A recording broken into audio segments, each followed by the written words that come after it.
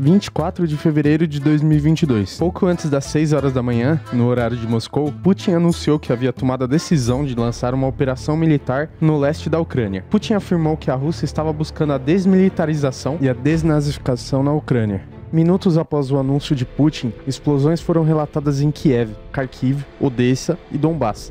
Pouco antes das 6h30, as forças russas estavam invadindo por terra perto da cidade de Kharkiv. Desembarques anfíbios, em grande escala, foram relatados na cidade de Mariupol. Tropas também estavam entrando no país a partir da Bielorrússia e da Crimeia. 30 minutos depois, o presidente da Ucrânia, Volodymyr Zelensky, anunciou a introdução da lei marcial na Ucrânia.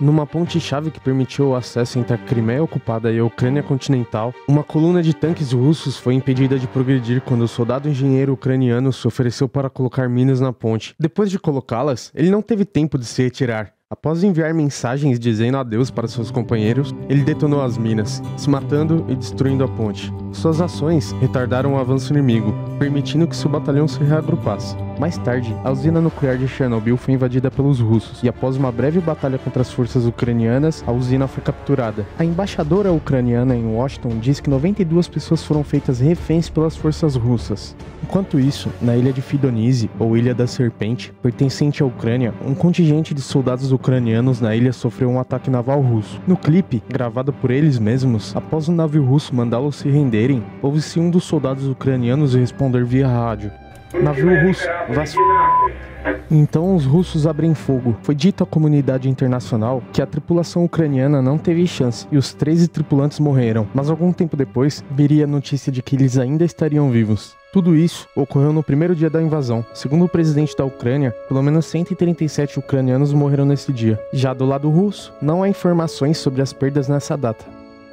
Na manhã de 25 de fevereiro, Zelensky acusou a Rússia de atacar alvos civis durante seus bombardeios. Os militares da Rússia decidiram focar sua atenção em cercar a capital Kiev e manter o avanço sobre Kharkiv, mas estavam enfrentando uma alta resistência. Baseado em posts em redes sociais mostrando imagens de veículos russos destruídos, mostrava-se que colunas russas blindadas eram muito mais vulneráveis do que imaginavam. Por outro lado, as operações russas no leste e no sul eram mais bem-sucedidas. As autoridades ucranianas relataram que um aumento na radiação foi detectado na usina nuclear de Chernobyl, depois que tropas russas ocuparam a área, dizendo que isso se devia ao movimento de veículos militares pesados levantando poeira radioativa no ar. A Rússia alegou que estava monitorando os níveis de radiação no local. Enquanto isso, com tropas russas perto de Kiev, o presidente Zelensky pediu à população para que preparassem coquetéis molotovs para se defenderem. Vladimir Putin, por outro lado, pediu aos militares ucranianos que derrubassem o governo. Então, o exército ucraniano distribui 18 mil armas entre a população de Kiev, com a reserva das forças armadas sendo mobilizada para resistir. No final do dia de 25 de fevereiro, algumas informações já diziam que tropas russas já haviam penetrado a região norte de Kiev, mas tendo muita dificuldade em avançar, com os ucranianos oferecendo forte resistência. Já a importante cidade de Mariupol também estava sob pesado ataque, com os russos desembarcando continuamente forças de infantaria naval na região. Por volta das 3 horas da madrugada do dia 26, mais de 48 explosões foram ouvidas em Kiev em um período de 30 minutos.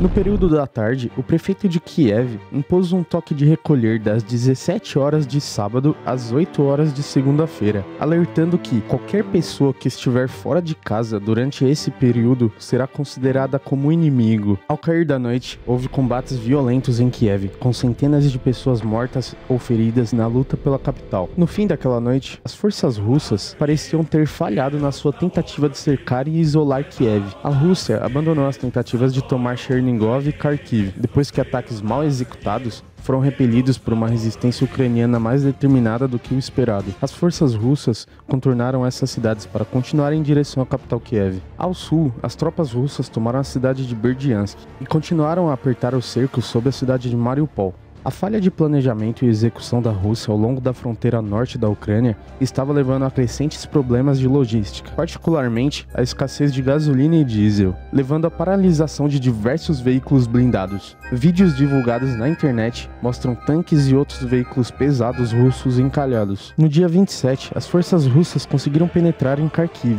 ocorrendo grandes combates na rua pelo controle da cidade. Segundo as autoridades ucranianas, ocorreu uma rendição de dezenas de tropas russas tropas na região. Enquanto isso, durante uma reunião com o ministro da Defesa, Vladimir Putin ordenou ao comando militar que colocassem as forças de dissuasão nuclear em alerta máximo. O prefeito de Nova Kakhovka confirmou que sua cidade havia sido tomada por tropas russas. A cidade de Kherson já estava completamente cercada, mas ainda lutava. O prefeito de Kupiansk concordou em entregar o controle da sua cidade a forças russas. O presidente Zelensky conversou com o presidente bielorrusso Alexander Lukashenko, que apesar de ter deixado tropas russas invadirem a Ucrânia usando seu território, disse que ele tinha prometido que tropas bielorrussas não iriam invadir a Ucrânia. É importante ressaltar que, antes da invasão, haviam locais dentro da Ucrânia com grupos separatistas, fazendo fronteira com a Rússia a região de Donetsk e Luhansk. Vladimir Putin reconheceu a independência dos dois locais. Isso explica suas operações sendo mais bem-sucedidas no leste da Ucrânia. No dia 27 de fevereiro de 2022, a Ucrânia se encontrava assim. Obrigado por assistir meu vídeo, farei a parte 2 em breve.